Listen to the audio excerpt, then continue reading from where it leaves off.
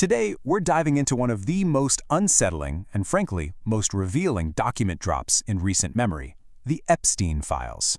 These documents, they give us a peek into a hidden world of power and what happens in the shadows. So back in early 2024, a court order unsealed thousands of pages connected to Jeffrey Epstein. But that's just the tip of the iceberg.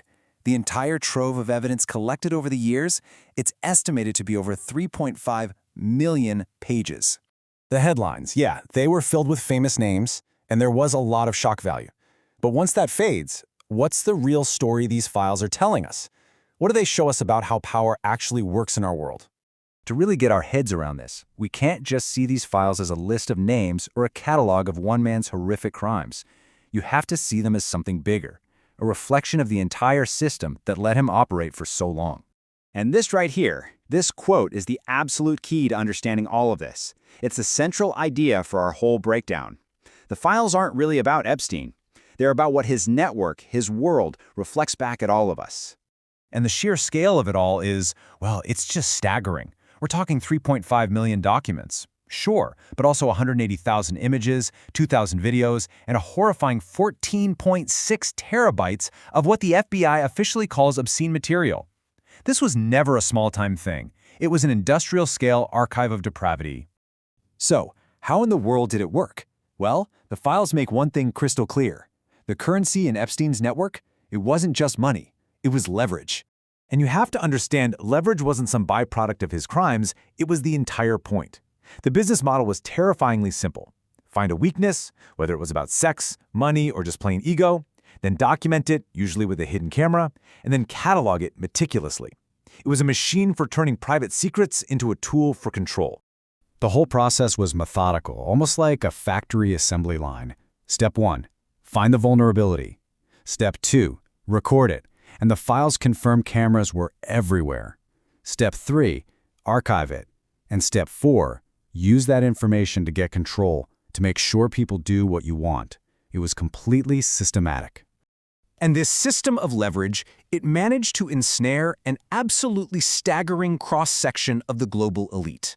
We're not talking about one industry here. This network stretched across all the major pillars of modern power.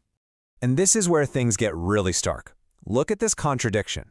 Publicly, Elon Musk says, Epstein tried to get me to go on his island and I refused. Okay, but then the files show a time-stamped email from Musk to Epstein that asks, what day/night will be the wildest party on your island? This is a pattern you see over and over. What was said in public is a whole different story from what the files show happened in private. And the reach of this network was just immense. You've got the titans of tech, the people who build our digital world. You've got political leaders who write our laws. You have the heads of global finance who control economies, and the cultural icons who literally shape our society. The names that keep popping up are not on the fringes of power, they are at the absolute center of it. But as people dug deeper into these files, they started finding things that were more than just flight logs or emails. They found a kind of hidden language, a layer of bizarre, unsettling details that suggest something much, much stranger was going on beneath the surface. I mean, take this quote from an email. Let's go for pizza and grape soda again, no one else can understand. By itself, it's just weird, right? But when you see how often these kinds of seemingly innocent words show up, you really have to start asking, what were they really talking about? And just look at the sheer numbers here. The word pizza appears over 900 times. Dentist gets mentioned almost 2,000 times. Even Snow White is used in reference to one of Epstein's associates. This was not random slang. The documents make it clear this was a consistent, coded way of communicating. And that word, dentist? Well, it takes on a really chilling meaning when you hear this.